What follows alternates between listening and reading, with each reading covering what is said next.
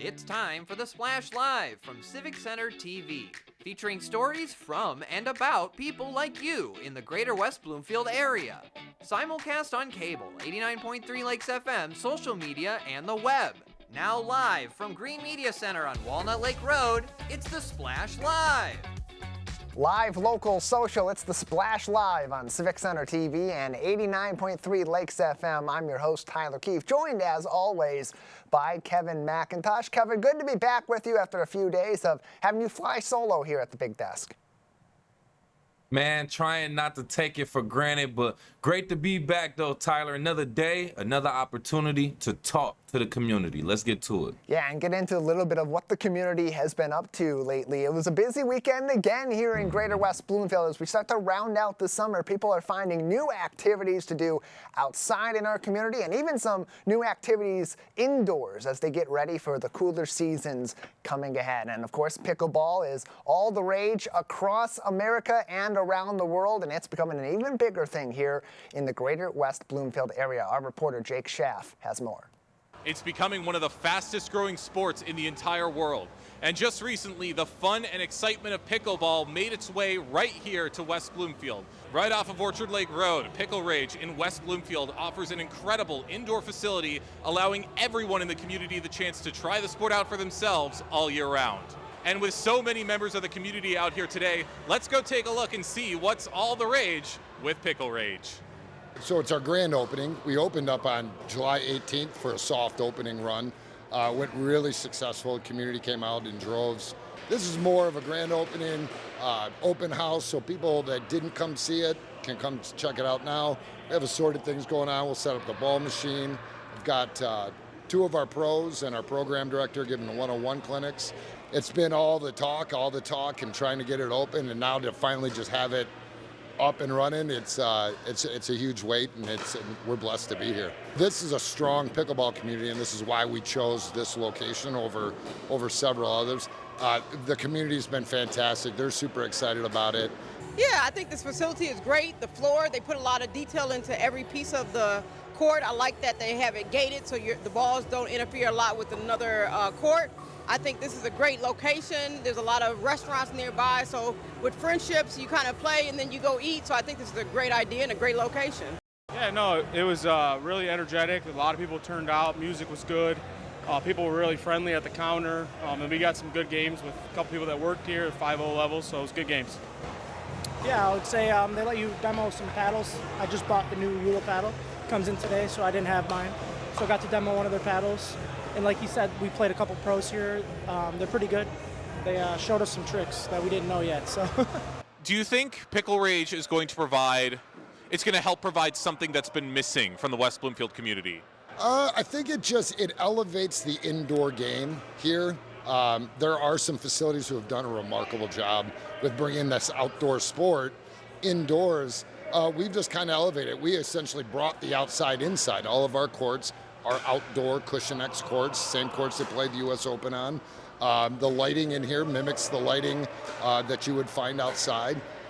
So I think we've just elevated or just took it up another notch into work in partnership with the other clubs. The more everyone's successful, it just continues to grow the game, and I look forward to working with them as well. Obviously, we know that the world is a really rough place right now, so being able to provide a safe environment with 9 huge courts for all age groups to be able to come and play, inviting a healthy environment, being able to have an inclusive environment full of fun and healthy activity.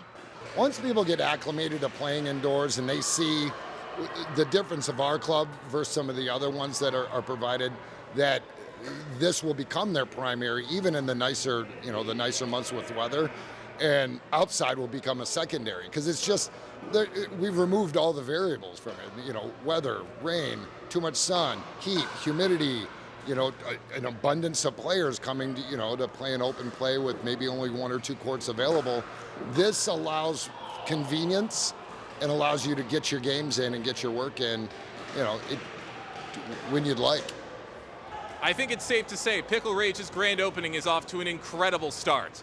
All day long, I have seen people having fun and staying active out on the courts. I even had to try out the sport for myself at one point, although I think it'll take a little bit of time before I get to the levels that some of the pros are at. But regardless, Pickle Rage is here and is sure to serve as an incredible addition to the city of West Bloomfield. For Civic Center TV, I'm Jake Schaff.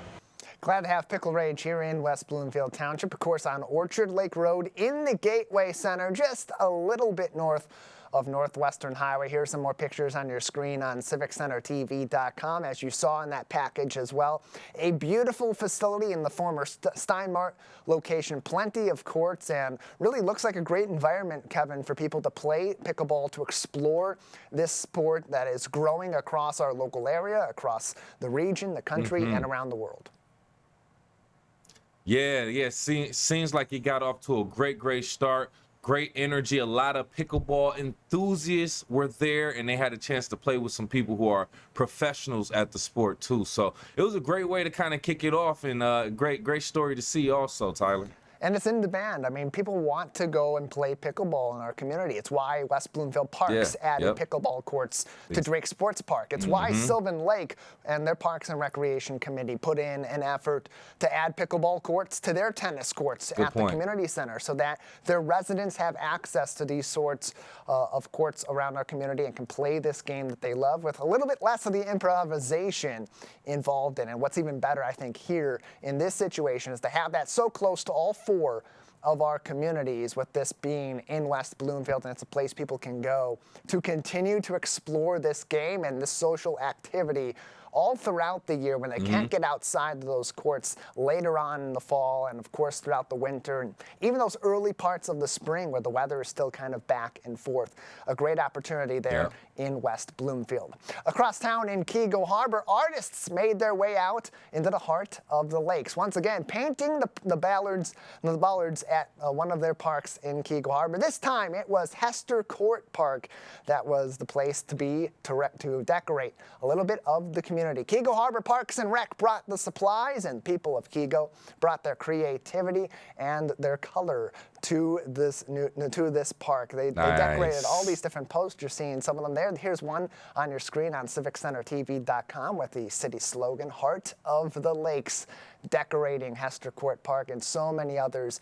Very creative, very colorful, and a lot of variety too, Kevin, much like we saw earlier on in the summer at Tate Optimist Park. If you want to see a little bit more about what the Paint the Park post is all about, how it connects into some of the other activities being put forth by Keego Harbor Parks and Rec this summer, we have a great post on our website and on our social media. Peyton Skyver did a great report out there at Tate Optimist Park earlier on in the summer at the first of these events, and of course you can look for more of them coming up, as well as other events and activities across Keego Harbor. Facebook.com/KHParks is the place to go to find out all the different events happening coming up in the city of Keego Harbor. Kevin, again, another park looking a lot more colorful after this past weekend. I love how Keego Harbor is providing these opportunities for local artists, people who just want to have that opportunity to express themselves creatively in any type of way too. So like you said, they brought the supplies out, Keego Harbor, and all they had to bring was the creativity and the color and the mindset, and it's just another way to contribute to the community. So congratulations to everybody that went out there and supported, and thank you again to Keego Harbor Parks and Rec. Good job out there. Yeah, doing a great effort to get people together in a variety of different ways through the Keego Connect initiative this summer. So many different things to do for the families, for the individuals, and of course for the entire community, like the Keego Connect Paint the Park post, the block party. It's got one more coming up later on this month, and so much more. Again, Facebook.com/KHParks for more information on those events. Kevin, sometimes you're just scrolling through social media, you come across an interesting video or a viral video, and maybe from that you can actually learn something, and that's been the case from the West Bloomfield Township Fire Department. Yeah. Actually, there was something in hopes from the fire department. Is actually this YouTube video we posted. They posted from Inside Edition. It's basically showing a cooking live stream, Tyler, gone wrong. It's kind of it's a learning lesson. Essentially, the cooking dinner it turned into a kitchen fire, and then like human nature, you just panic, and then out of panic, your instinct kicks in, you don't know what to do. But what the West Bloomfield Fire Department suggests, if you're watching on Civic Center TV, you can see this whole thing happening right now. She tried to put it out, left the pan on the stove while the fire's going on. What you want to do is have a lid nearby. That way you can kind of enclose the fire and kind of shut that oxygen intake off, and that helps to put the fire out a little bit more. So a large lid to kind of engulf that fire and kind of cut off that oxygen. So that's what they suggest. You can find out more good advice on West Bloomfield Fire Department's Facebook, WB Fire Department as well. A good learning lesson for us all, Tyler. Like sometimes it kind of gets a little bit difficult in the kitchen, so you got to kind of know what to do just in case of those worst case scenarios. Yeah, and Kevin, look, football season's coming up, so I'm in a little bit of a play-by-play mode. So as I'm looking through that and thinking about how to paint the picture of that, I'm not going to. I know what you're thinking, and no, my personality's not going to come out that much here. What I was thinking was, she's moving the pan around and trying to put the fire into the sink or get the pan into the sink to turn on the faucet. The oil that's in that pan that's left over from the meat, or it's left over from how she was greasing the pan, that's spreading out. That is fuel for that fire, and so it's moving that fire out of that pan, as you saw in that video when she put it back on the stove. A little bit of that fire was outside of that frying pan and on the actual stove itself. That's part of the hazard that comes along with moving it. And then she puts it into the sink. She turns the faucet on, and it moves some of that out. And of course, the fire still is ignited in that pan and is now in the sink itself also, which is why they're suggesting putting a pan over that, because it cuts off the oxygen. It's one of the main pillars that goes into helping a fire sustain itself. Oxygen and fuel. The fuel in this case is the oil or is the meat or whatever else is in that pan, and the oxygen will be cut off a lot easier if you have a lid over that pan. So if you're cooking dinner tonight, you're going to be frying some things up in a pan on your stove. Keep a lid nearby and learn a lesson from the West Bloomfield Fire Department. Kevin, good advice from our friends over there. And hey, look, they got a lot of new stuff coming their way pretty soon that's going to make their job a lot easier. Yeah, actually, it was part of the firefighter. It's crazy that we brought it up. The firefighter turnout gear program actually benefited local fire departments, including ours right here at West Bloomfield Township. So with us right here on the Splash Live, joining us, we have the West Bloomfield Township Fire Department Fire Chief Greg Flynn, which we thank you for being here. And how has utilizing the new gear helped our fire department right here, enhance our readiness and safety? Well, first and foremost, we want to thank our state representatives that put this package together, along with the Michigan Association of Fire Chiefs and the Michigan Professional Firefighters Union and all the stakeholder groups that were able to get this into the governor's budget for this year. This budget item, this grant program, is going to help the fire service across the state of Michigan. And what it's really doing, Kevin, is it's providing a second set of fire gear to all of our firefighters. And the reason why that's important is because we know the amount of carcinogens or cancer-causing agents that can get onto fire gear during the fire suppression event, or during an electric vehicle fire, or any of the different hazards that they may go into, that there's smoke or off-gassing that happens during combustion. We're able to now put that turnout gear that's contaminated into a cleaning process, a decontamination process, and then immediately move into the fresh, clean gear, that second set of gear, and be ready to respond to the next incident. Very interesting. Another aspect as a regular resident of the community you don't necessarily think about, but I'm glad you put it out there. So this kind of, my curious brain, Chief, just asking, if you are dealing with equipment that is filthy or has been contaminated, how are we washing of those, or how are we taking care of that before this grant? Well, we've been very fortunate with the support of the community that all our stations are equipped with what's called an extractor. It's a very specialized piece of washing equipment that is designed for fire gear. One set of gear pretty much fits in it at a time, so both the bottoms, the pants, the turnout pants, and the turnout coat kind of take apart. And if I can just show you a little bit here, Kevin, I brought a coat up here with me. So, many people are used to seeing this exterior part of fire gear, but inside is where the real magic happens. And there's different layers within the coat that provide both a thermal barrier, this kind of reflective here, and then there's also a water barrier that prevents all the water from coming down on the firefighters and then going through their gear. So we're preventing the water from coming in, which can also prevent the heat from coming in, so that we don't get the steam burns and all of the things that happen while your firefighters are inside there. That exterior barrier also protects the firefighters from snagging on things that may have fallen down or sharp edges, and protects them. So the fire gear really encapsulates the firefighter as they move through the fire environment, and really sets them up in the best position to extinguish the fire and more importantly even, find our residents, save lives, and make a true impact on the community. Good point. Oh, I'm so glad you brought that perspective. Chief, join us right here on the Splash Live, by the way. Fire Chief for West Bloomfield Township Fire Department, Greg Flynn. The kid in me is curious about this, especially since you just showed that if you're watching on Civic Center TV. So the inside lining of it, if you're battling a blaze and you have this hot coat on and it's already the summertime, does this type of equipment help keep them cool? This is just a kid in me just curious about it. Like, how does that help when they're in the hot sun outside but then battling a hot blaze at the same time? Well, unfortunately, the equipment doesn't quite work as well in reverse. So that's why it's so important that our firefighters remain hydrated at the beginning of their shift, remain hydrated throughout. And then during a fire incident, Kevin, what we'll do is we cycle our firefighters out, usually timing them with the amount of air that they have in their SCBA, their self-contained breathing apparatus. Okay. So as they come out of the fire to get a fresh tank and new air, we do what's called rehab. And in that process, we take their vital signs, their blood pressure, their pulse, their respiratory rate, we log those, and then we're hydrating while we're doing a bottle switch out on that firefighter. So they'll take a brief rest. If the blaze is still going, we cycle the team through and re-equip them with fresh air, and back in they go well hydrated. Okay.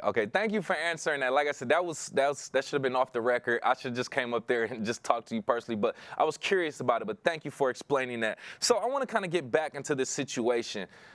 I believe we talked about a story where we had upgraded radio communication systems. Now we're talking about upgraded turnout gear. Can you just talk about how you see all of this actually benefiting and helping the response time for you all to get to emergencies? Well, the gear side of things probably is less about the response time and more about the fire gear, for example, Kevin, when I started, to where the fire gear is today and the technology that's been integrated into the fire gear, the thermal barrier that's there, the amount of heat that fire gear is able to take before the firefighters start to feel that heat is just unbelievably improved. In fact, in some ways, Kevin, it can be a little bit dangerous because it can give firefighters a sense of protection that maybe is taking them into an even more dangerous area because they're not feeling the heat as much as they used to. Wow. So that is why we communicate. So the integration of the new upgrade with the radio system so that we can get better radio frequency penetration into structures, inside of structures, right? That gives us better intel from inside the fire environment that they can communicate out to the incident commander and advise them and give them a picture, if you will, of what's going on inside the structure so that we can deploy additional hose lines, additional crews to get in there, cool the fire. And then even a more interesting step, and it sounds like I'm going to need to get you into our Fire Ops 101 program here in October. We're going to go up and they're going to ventilate the structure, which allows the heat to escape out the top of the structure and start to cool off the inside environment. So there's a lot of science behind what our firefighters do every single day, and we enhance that. I know you've had Captain Lakowski on the program. His division's in charge of making sure our team's up to date on the latest and greatest in training. And all of those things together, the comms, the gear, the training, really we wrap our arms around this community with safety and saving what's important to them, their pets, their belongings, and most importantly, their lives. We appreciate that. And I would love that invitation. I got to make sure my schedule's good because I want to bring my son too. I think that'd be so nice. One of my close friends is a firefighter also in the local area. So thank you for that invitation and information, by the way, Chief. Don't want to hold you up too much longer, but one of the last questions, what can the community do to support the fire department and ensure firefighters have necessary resources to perform for their duties safely and effectively? Devin, the most important thing is that the community doesn't need us. Right? I just want to let that set for a second, that the community doesn't need us. Fire is everyone's fight, and fire prevention is the key, that we never even start the fight, if you will. So making sure that you have working smoke alarms, testing those, having an escape plan with your family that you practice. And remember, we don't go to the street. We go to a safe spot away from where the trucks will be approaching. And really understanding that we don't leave items on the stove or in the oven unattended. And just really being smart around this time of year with your grills and making sure that they're cleaned and that there's not a pileup of grease and food debris at the bottom that can catch on fire and extend along the exterior of the house. So all of those things, Kevin, that's what the community can do to support their firefighters. Put us out of business, right? Put us out of work is really what we want the message to be. I love it, and I know what you mean by that. I know what you mean. I don't know how people may take it, but essentially you're saying be careful. We don't want to have to call the fire department for those emergencies, so please be cautious. Hey, Chief, I appreciate your time. I know you're very, very busy, and I can ask 1,000 questions, but we appreciate your time and effort. Fire Chief, West Bloomfield Township Fire Department, Greg Flynn, thank you. Thank you. Absolutely. A lot of key information right there given by West Bloomfield Township Fire Chief Greg Flynn. But ultimately, Tyler, what we want to learn is the fact that they benefited a lot from this firefighter turnout gear program, and it's increasing their safety and their readiness, and we're always happy to hear that, Tyler. Yeah, it helps them get back into a different mode when they get back from one call and have to be kind of in between, or they go from one call to another. To have this gear ready, to have it readily available to them, and have a number of these different runs of turnout gear available to them at any given time only makes their job easier, and hopefully will make their response time and their responsibility here in our community that much easier for them going forward when they respond to a number of different incidents. Because not only are they helping us here in West Bloomfield, but when the need presents itself, they may go out to Farmington Hills or to Bloomfield Hills or to Pontiac as part of Oakway to support other communities in their times of emergency as well. Well, we are less than 24 hours away from when you'll all be going to the polls to make some big decisions on the future of our communities, including right here in West Bloomfield. Among what's on the ballot for the August primary is a bond proposal that will have a heavy impact on the future of West Bloomfield Parks. Joining us to explore this more as we get ready to go to the polls on Tuesday is the Executive Director of West Bloomfield Parks, Kelly Heyer. Thanks for being with us, Kelly. Good morning, Tyler. Yeah, glad to have you on as we get ready to go out to the polls on a 20-year, $25 million bond proposal set to be decided on in a little over 24 hours on the August 6th election. So, Kelly, what should people know as they get ready to go to the polls on Tuesday and make a decision on whether or not to pass this resolution?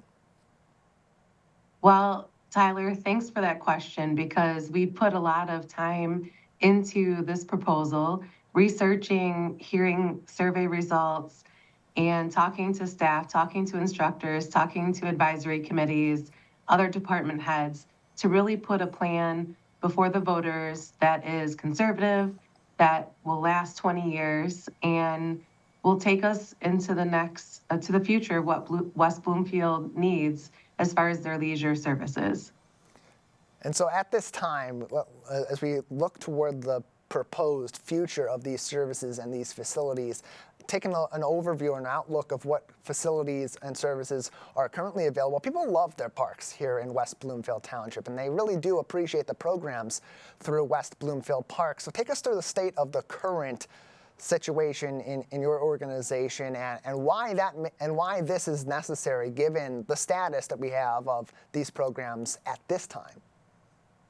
Sure. Right now, we're able to fund capital improvement projects annually that roughly range from $800,000 to about $1.2 million. And when we took a look at our next 10-year plan, we wanted to be able to take a look and take care of the deferred maintenance that we are looking at right now. So as far as existing programs, we also have our senior center that is a lease program. So our senior center at Connect, and we knew that we were looking for a temporary home, And we were able to activate our first Connect in 2019 after taking a look at all of our programs for those 50 and over and realizing that we were deficient in a space for those programs and services. So this bond proposal does speak to that as well. We're still able to hold many events, our nature programs, to our camps, to our parks and trails, of course. But this is able to touch both our Connect as well as our park improvements. And a lot of this proposal and the plans that would come from this, should it pass in this Tuesday, August 6th election, has to go toward senior programs. And there's a very specific reason behind why that's such a big focus in this plan going forward. Can you elaborate on why there's been such a grand focus on senior programs in particular? Sure, and that's an easy answer because West Bloomfield, while we do attract young families and we are a great place, a destination for people to raise children and grow here, we realize that people stay here. And when we took a look at the data, the census and SEMCOG results for ages in West Bloomfield, we quickly realized that we were over the Oakland County average, as well as some of our other communities surrounding us. And we are 50% 50 and over. So our bond proposal, we actually need to keep it only to capital improvements and that is our structural construction. It can go to site costs as well as some soft furnishings. But yes, we decided when putting together this proposal that the one thing we wanted to focus on was the future of our programming, including our senior program. So that's why the bond proposal does include a renovation of the 8,400 square feet, an addition of 24,000 square feet, includes a walking trail, gymnasium, and the amenities that are on the top of our survey results when we ask people what are they still looking for when they come to West Bloomfield Parks. Kelly Hires with us from West Bloomfield Parks, their executive director, as the people of West Bloomfield get ready to go to the polls for the August 6th primary election, but also not only are the candidates on that election that will ultimately be seen on the ballots in November, a bond proposal in West Bloomfield, a 20-year, $25 million proposal, in fact, also on the nonpartisan section of the ballot this coming Tuesday. More information on wbparks.org/bond. And Kelly, so much of this is focused on the hallmark behind it, which is creating this brand new facility, this renovated facility at the Recreation Activity Center, 33,000 square feet, a permanent home, perhaps for the Connect Community Center, should this bond pass on Tuesday. But not only is that part of this plan going forward, as you put this proposal out, there's also a focus within this proposal on other amenities and other improvements. Could you elaborate on that also? What else would be invested in, or do you plan to invest in across our community? Sure. The main 3 park improvements are playgrounds at Bloomer, Pine Lake Park, and Marshbank Parks, expanding the pickleball courts at Drake Sports Park, and the walking trail at Marshbank Park. And so when you take a look at the concept plans on the website, those 3 park projects or those 3 improvement areas are also listed. And residents aren't just making the decision on whether or not to provide West Bloomfield Parks with what they need to make these park improvements. They're making a financial decision here too, Kelly, and they need as much information as possible to make a sound decision for themselves and for their household. So it's a 20-year, $25 million bond proposal. That's the overall aspect. How would this affect each individual household should someone decide to vote yes on Tuesday? Sure, that is $35 a year on $100,000 of taxable value of their home. So that would be an annual cost for the next 20 years.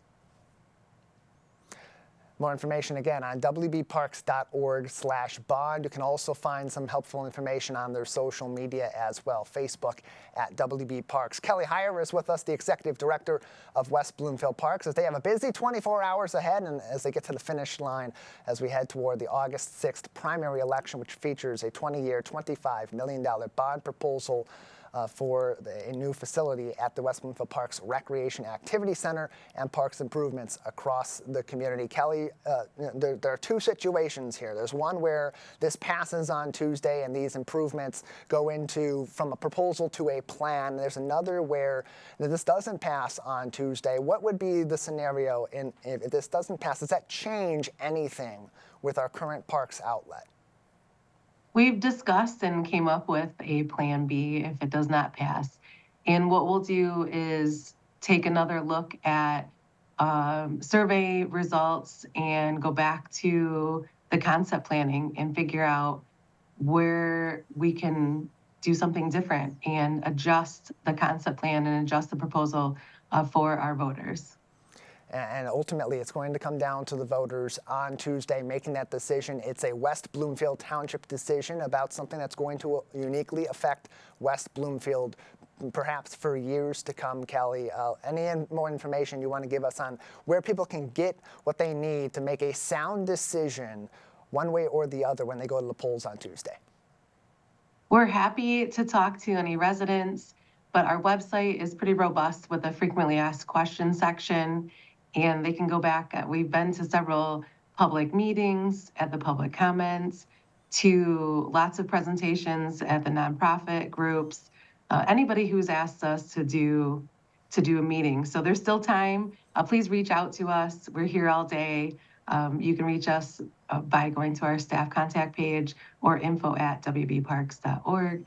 or call us at the main office. That's a great question. Thanks, Tyler. The main office number, by the way, 248-451-1900, 248-451-1900. And again, wbparks.org/bond for more information, including that frequently asked questions section that Kelly was talking about. Kelly, thank you so much for your time. Thank you. As always, wbparks.org for all the information you need to know on parks facilities, programs, and events coming up as you make a big decision on Tuesday. You can also get out to the parks, maybe relax a little bit after the stress of all the things that go into the election. We have some beautiful parks here in the West Bloomfield area. It's also a time of the year where we start to think about our past and our future a little bit. As we head back to school in the fall, some people are celebrating a big anniversary in the greater West Bloomfield area. That includes the West Bloomfield High School class of 1974. I would imagine, tough to believe, it's been 50 years since they graduated from West Bloomfield High School. They will soon celebrate their 50th anniversary reunion. And joining us from the class of 1974 is Scott Medawar on today's edition of The Splash Live. Scott, thank you for being with us today. Oh, my pleasure. Thanks for having me. Yeah, glad to have you on as you're here with us. I see you're in your varsity jacket as well, getting ready for the 50th varsity reunion. Jacket. How about that? Go Lakers. We're ready to celebrate a big anniversary for your class. So first off, let's get to know the class of 1974. It's been 50 years since you all graduated, but in your opinion, in your description, what do you believe perfectly describes the class of 1974? One word, friends.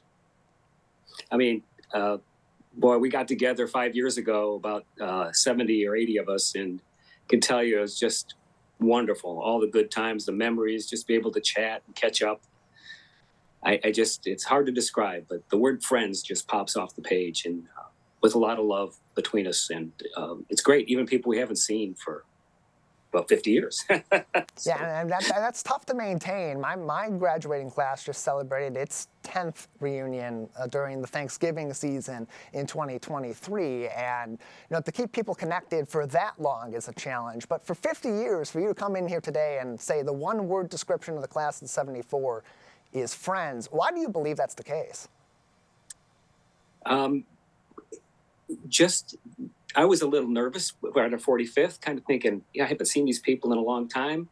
And it was just like yesterday. It came back and everybody was just enjoyed each other and mingled and talked. And we enjoyed some great entertainment. And we'll do that again here in October. It just all came rushing back in a great way. So look, some people come in and out of your life over the years. 50 years is a long time. Maybe you've seen some of these people at the 45th reunion, or you saw them at the 30th reunion, or you haven't seen them since the day you've graduated in 1974. If people from the class of 1974 want to reunite with their class? What should they know about this upcoming reunion? Well, we're going to get together for a football game on October 4th. We're going to come to the West Bloomfield football game. We're going to tailgate a little bit, have a tent out there so we can all get together and kind of converge and then go to the game. And then the next day, we're going to take a tour of the school. The school's changed a lot, obviously, over 50 years. It's the same building, but wow, it was great to see all the changes and the wonderful things at West Bloomfield High School. And then we're going to get together for a little pre-party at one of our classmates' house, John Linnemeyer's, about 2:30 in the afternoon. And then from there, we're going to Bakers of Milford. And we're going to have a reception and a dinner and probably carry on for a while. And then who knows what's going to happen after that. Hey, couldn't have picked a better week to do the reunion and start that off with a football game. That's a home game against Lake Orion, always a big rivalry, especially in recent years. Two of the best teams in the OAA Red and across Division I in the state of Michigan. Should be a great game, 7 o'clock kickoff, and of course, tailgating and some fun with the class of 1974 before that. Joining us on the Splash Live is Scott Medawar from the 1974 West Bloomfield High School graduating class. And as you said, you're also going to take a tour of the school, and it's been, for some people, 50 years since they've walked through those halls. As you said, lots changed over there, including just in recent years. Have you been in the high school in recent years, Scott? 5 years ago, we went on a tour, and I was amazed that where there was only one story, there's 2 stories. They didn't have a pool when we went to school there. I think it came a couple of years later. That was great to see, and the gymnasium and the hallways and the auditorium. It was just marvelous. The people of West Bloomfield have done a great job over at West Bloomfield High School. And as we get ready for the school year, it's pretty apropos that this is going to be happening about a month into the school year. So the senior class, the class of 2025, is going to be well underway in their final year of high school. But that last year goes by, and the cliche is, really quickly. So as they're getting ready to graduate, as they're wrapping up their high school career, what advice would you give from a class that came through and has been there and done that 50 years ago for a modern graduating class today? Well, first of all, your future is going to roll out before you. It's a wonderful ride. Stay positive, and reach back and keep some friendships going. You can't keep them all going. Everybody's going to go off in their own direction. It's hard to imagine. I couldn't imagine it back then, but just don't hesitate to reach out to an old friend and connect. I would say that as your life unfolds, and gosh, it's such a wonderful ride. Enjoy it. Enjoy your high school. Enjoy the senior year, but enjoy the rest of it too as you kind of your life unfolds before you. And clearly this has had an impact on you, keeping connected with people from the class of 1974. You clearly have a lot of pride in your graduating class and in your heritage here in West Bloomfield. Now, how has that helped you on a personal level grow throughout your life over these last 50 years? I would say reconnecting with friends from different backgrounds has taught me that it's not about all the silliness that happens in your life. There's something really good and special when people that care about each other get together. Even people that you kind of didn't know, but all of a sudden we're meeting. We've been meeting about the reunion for a while, and it's just, like I said, the word friends. It's special.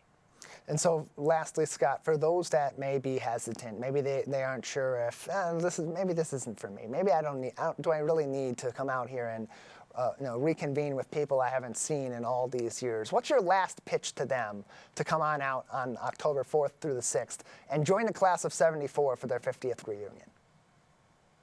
My last pitch is, please just let it all go and come. Take the time. Whatever you're doing, drop it and just come. We've got people from all over the country coming, people you haven't seen in years, people who just want to shake your hand and welcome you in and at least for a few hours, if not more, be part of your lives again. And so come on out. Just do it. And you can do that by calling me. My phone number is 317-840-2568, and I'll tell you all about it. Or you can go to our Facebook page. And Scott, okay, good. So there is a Facebook page. People can look that up. I was just about to ask, how people could get more information if they were interested. Thank you for providing that, Scott, and thank you for not only your advice, but for giving us a preview of this interesting week that's going to be ahead for you coming in early October. Thank you so much for your time today. Oh, you're welcome. And you don't have to be from our class to come. Just come on out.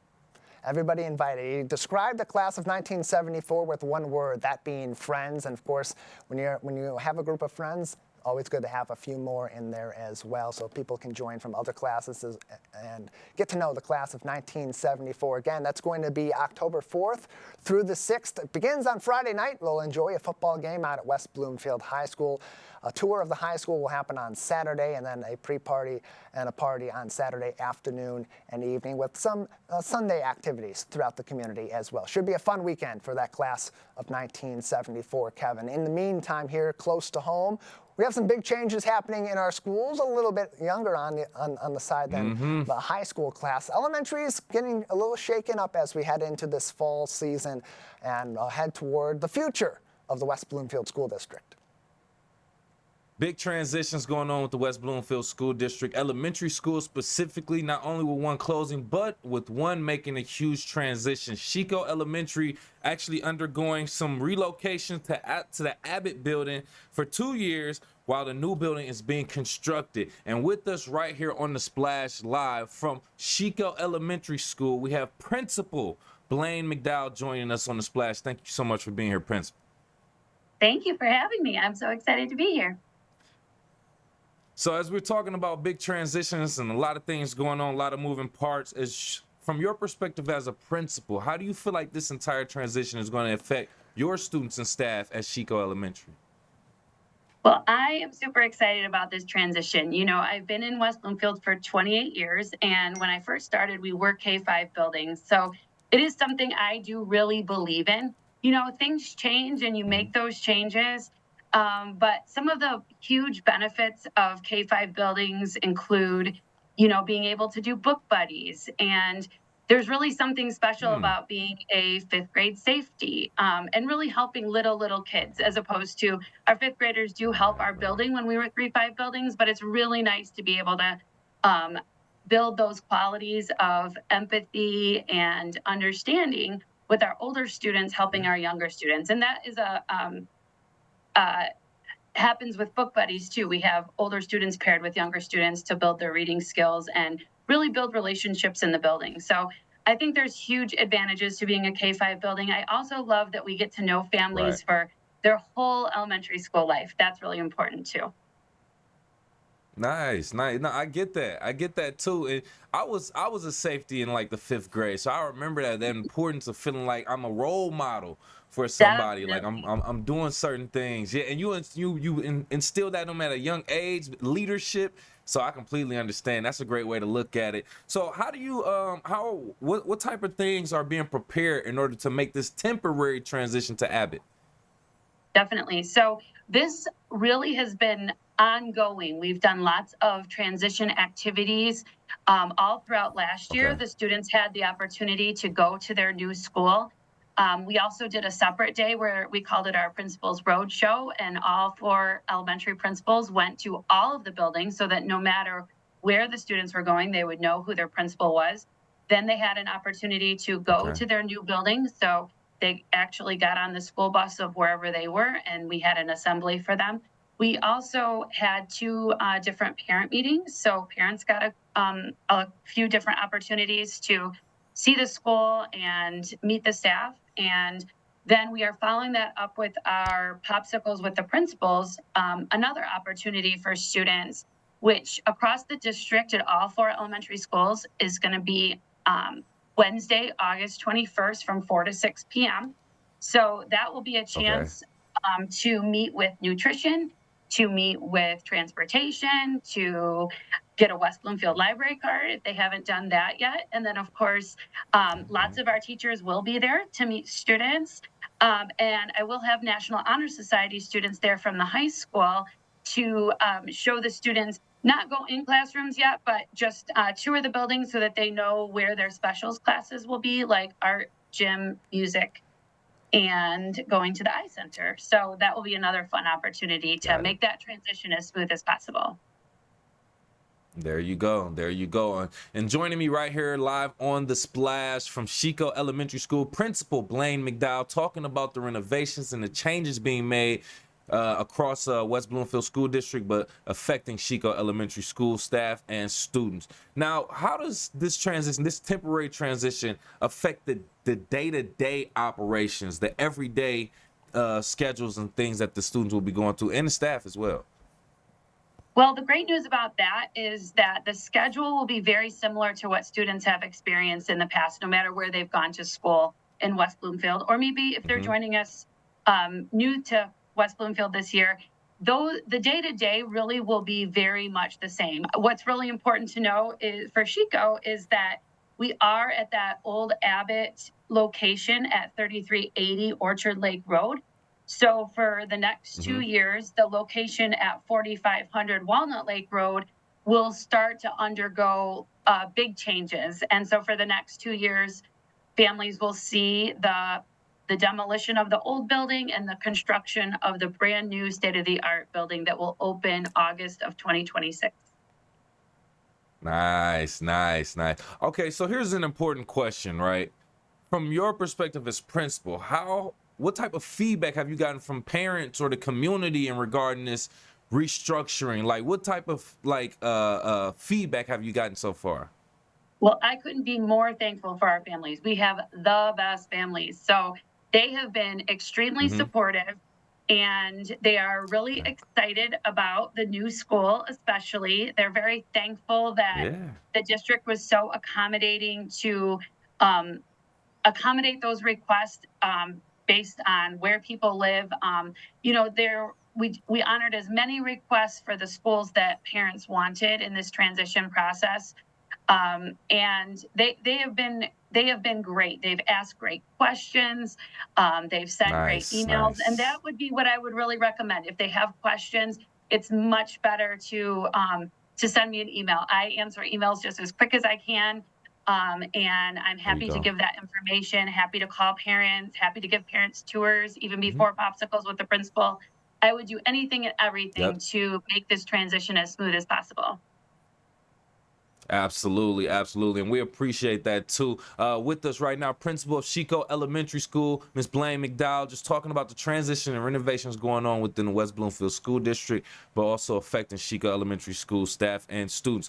Do you have any details, information you can share with us about the new Sheiko Elementary School building? Any little tips or anything? Oh my gosh, there's so many amazing things about it. So I'm like so excited to even talk about it. So the theme of the school is really going to be more of a museum type concept, learning everywhere. So wherever kids go, there will be learning. So the theme of the school is going to be Michigan. And so I give the example of if the backsplash of a water fountain had a Petoskey pattern, there would also be a placard by it that would say, the Petoskey stone is the state stone of Michigan. So everywhere kids go, it's really a concept, not just building a new school. And everything about it's high tech, it's warm, it's just going to be it's a very intentional design. Every single thing in it has a purpose. The design team, the architect, everybody that we have been working with, central office, it's a really team effort to make this most amazing design for students. I'm very blessed to be a part of the process. Oh, I can't wait. Brand new building, institution for people, and like you said, learning everywhere, interactive.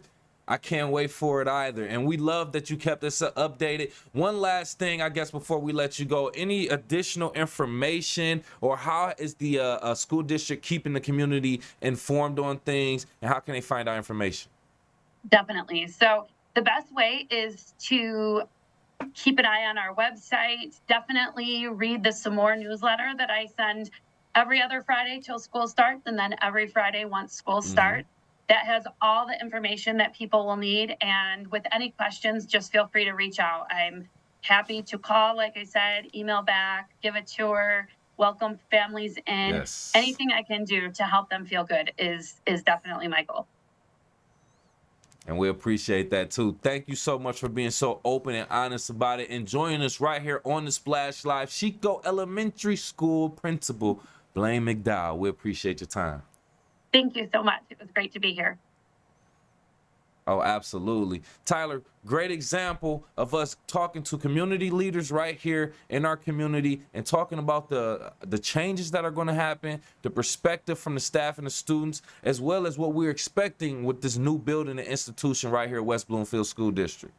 Yeah, and it's important to get this information out in the weeks leading up to the first day of school because, Kevin, even last week on social media, I had seen some parents that even had said they weren't aware that this was a transition that was happening in this upcoming school year. And as much as there have been informational sessions going out and there has been information consistently sent to parents, look, sometimes it gets lost in an email, it gets lost in the mail, it's something you put aside, it's out of sight and out of mind for a while, and you want to know what your kids' future is going to be like as they head back into school this year and for years to come. And this information also going to be important to parents that are considering coming into the West Bloomfield School District in years going forward. And of course, it's going to be interesting to us too, Kevin, because we're right next door to Sheiko Elementary School here. In a few months, we're going to have to start coming to work doing this show in hard hats as they tear down the building right next to us and put up a brand new school over there. And luckily for everyone out in the community, we'll be able to show a lot of progress on that building in the coming years as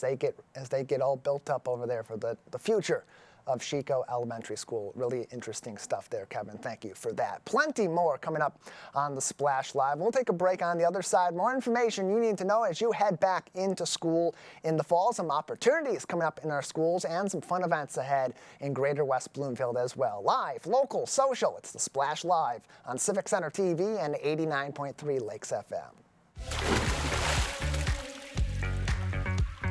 We'll be right back with the Splash Live. Want to enjoy Civic Center TV on your social media? Follow us on Twitter at Civic Center TV. Get notified when we upload one of our interviews, full episodes, and more. Thank you for watching and listening to Civic Center TV and 89.3 Lakes FM. 1 in 4 Michigan homes has high levels of radon, a naturally occurring radioactive gas known to cause lung cancer. It doesn't matter where you live or what type of home you have. You won't even know it's there unless you test. So don't wait. Testing is cheap and easy. And if there's a problem, it's simple to fix. Visit michigan.gov/radon to learn more. We took action. Will you? Hi, I'm Chris Fry, Park Superintendent of West Bloomfield Parks. Congratulations, Civic Center TV, on 1 million views on YouTube. Thank you for all you do in the community, and thank you for having me on The Splash throughout the season to talk about activities out in the parks. Chris Fry, proud to be 1 in a million.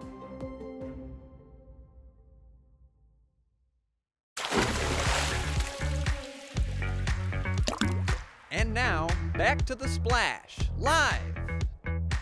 Live, local, social, it's the Splash Live on Civic Center TV and 89.3 Lakes FM. Welcome back. Thank you for joining us. I'm Tyler Kieft alongside Kevin McIntosh. As we head into the new school year coming up, it's a race to the finish line for one of our school districts here in the Greater West Bloomfield area. The Bloomfield Hills School District posting on their social media that, look, hey, families still need to get their forms in for registration for the 2024 school year. At this time, currently in the lead, Lone Pine Elementary and Conant with 75% of their necessary forms in and ready to go for the upcoming school year. On the other side of that, Bloomfield Hills High School, those older kids, those families that have been in the district for a while, well behind at 60%. They need to get all those forms back in pretty soon as they start school here in a couple of weeks. It's Olympic season, so Bloomfield Hills Schools asking, hey, why not go for gold on this? And let's see who will finish first place in the race to get all their forms in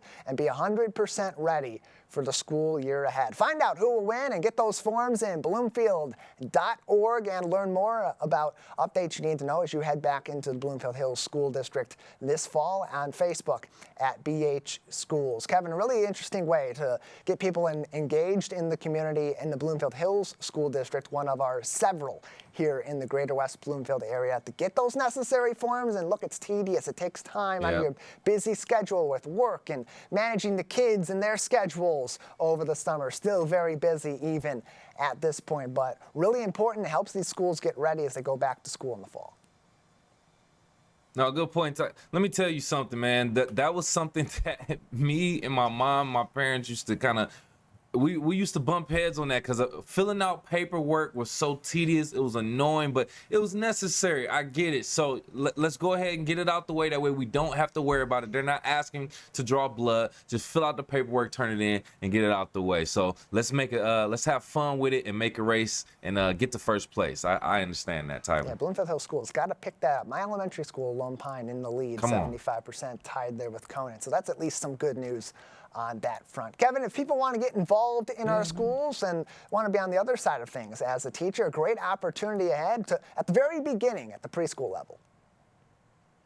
Yes, one job posting in the community could be someone's best dream opportunity. Right now, they are looking for a lead teacher for the Little Lakers preschool program. The application just actually opened up, and you'll be at the Administrative and Community Services Center. That's where you will be doing your duty. So if you are interested in this position, an early childhood teacher, or if you know someone who is qualified to take leadership over these young children, then this would be a great opportunity for you. Just to let you know, the closing date for this will be August 9th. August 9th is the closing date. That'll be Friday, August 9th. So make sure you are paying attention to that and aware. Go to applytrack.com, APPLITRACK.com to apply and find out more information. Great opportunity. Like we said, we like to give out opportunities for anyone who is looking for a career change or looking to further their careers, Tyler. You can do it right here in West Bloomfield. Yeah, still plenty of great opportunities as we head into this school year. Get to interact with the little ones as they get ready for their K through 12 education. Get those final little basics in place. And so if you're looking for that entry-level job, if you're looking for an opportunity to get into education, maybe while you're studying, if you qualify based on what they're looking for, this is a really good opportunity right here in the greater West Bloomfield area. Again, WBSD.org, the place to go to find more information on opportunities available in the West Bloomfield School District. Kevin, in the meantime, on the more fun side, as we continue on with our summer recreation, a really fun day ahead coming up very soon. August 14th at Marshbank Park, the senior and the family kayak trips will be happening. Registration is underway right now for all of those and is running up until either the event fills up or the day of the event itself. And there's going to be more than just a fun trip out on the kayak on the lake out there at Marshbank Park. You'll get out on Cass Lake. You'll also have a naturalist guided tour as well. So some nature information, some recreation, some time out on the lake. What more could you ask for in August here in Greater West Bloomfield? Sounds like a really fun time, Kevin. I know, right? Getting out there with the family and the kayak. I don't recall ever being on a kayak. So I think this would be a great opportunity for myself, for anyone who hasn't been out there. Like they said, no experience needed. So I think this is great. And you under the trusted guidance of a naturalist who also knows the environment. So I think that's super cool, Tyler, to be honest with you. I've only been in a kayak once. I was a Boy Scout. I was doing some rafting on a camping trip one weekend. That's the last time I've also been in a kayak since then, not for any particular reason, but for those that want to join this trip in particular, all you got to do, wbparks.org, you click on register, it'll bring you to the registration page, search kayak, it's right at the top of the list. Seniors, families for an individual kayak or a double kayak, plenty of options for some fun through our friends at West Bloomfield Parks. Again, wbparks.org. You can also keep up to date on even more fun events coming up with West Bloomfield Parks on Facebook at WB Parks as well. And Kevin, we've been telling people about these Marshbank music concerts coming up. Some more concerts also, but maybe for people of a different musical taste. Yeah, maybe if they're more into classic, we have a different type of thing going on for you. Sylvan Lake may be something that's more of your type. They have the Greater Detroit chapter of the Barbershop Harmony Society. They'll be with the Harmony on the Lake. It's an event happening Tuesday, August 13th, 7 p.m., Sylvan Lake Community Center. And the sweetest part about it all is that it's free. Classic time at the classic place, Tuesday, August 13th, Sylvan Lake Community Center. Get out there and enjoy some great music, Tyler, for some great local artists. Yeah, plenty of awesome concerts all across our community here in Greater West Bloomfield, including in Sylvan Lake, where there's the Sil Sunsets concert series, or there's Barbershop Quartet series, or even those that want to travel out of Sylvan Lake into West Bloomfield for Marshbank music. Plenty more opportunities coming up across Greater West Bloomfield. Kevin will tell people about that and so much more here on the Splash Live going forward, plus latest news and information from across our 4 communities. I want to give a big thank you to everyone that works on this program, Calvin Brown and Jake Schaff out at Master Control today, Anthony Juba in post-production, and alongside Kevin McIntosh, I'm Tyler Kieft. Thanks for tuning in to the Splash Live.